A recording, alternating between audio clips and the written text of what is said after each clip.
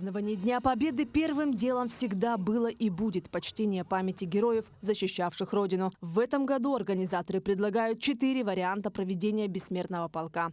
Это размещение портрета защитника Родины на стекле автомобиля, фото героя на одежде, бейджи с портретом участников Великой Отечественной войны, а также в онлайн-формате. Изображение можно поставить героя своего на автомобиль. Это могут быть задние боковые стекла или заднее стекло. Вот. Мы предлагаем это сделать и нашим предприятиям. Нанесение рисунка, портрета на одежду. Это могут быть и футболки, могут быть куртки, жилеты. Третий формат подразумевает собой бейджики. Он будет полезен для тех людей, которые работают в этот день. Это могут быть полицейские, люди на дежурстве, журналисты, пожарники, например. Для участия в проекте «Бессмертный полк онлайн» необходимо загрузить фото ветерана на сайте www.polkrf.ru.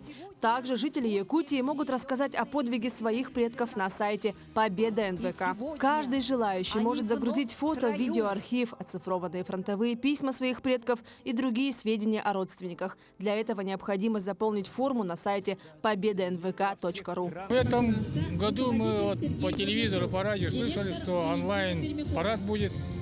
Вот, думаем, со своей семьей тоже обсудим это дело и обязательно тоже будем принимать участие.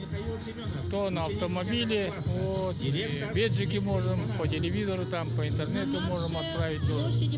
Так что будем вспоминать наших ветеранов Великой Отечественной войны. Вот, каждый должен это все равно чтить. Вот, я думаю, так. Остальная ежегодная программа празднования Дня Победы в Якутске состоится в традиционном формате. Мероприятия будут проходить в Парке Победы и на Площади Победы. Там же развернут полевую кухню для горожан и проведут акцию «Георгиевская лента». 9 мая с 11 часов на Площади Победы состоится торжественный митинг и военно-патриотический парад, которые будут возглавлять участники специальной военной операции. Левое плечо вперед, шагом. Марш! Сейчас все заряжены энергией, душой и патриотизмом, чтобы показать, какие у нас молодые ребята, что это достойные преемники поколения, которое защищало нас. И сейчас рождается новая история. Наши ребята специальной военной операции выполняют те же подвиги, что наши предки Великой Отечественной войны. А завершится празднование Великого Дня Победы торжественным концертом и традиционным салютом. Марферина Алексеева, Георгий Охлопков, Якутск.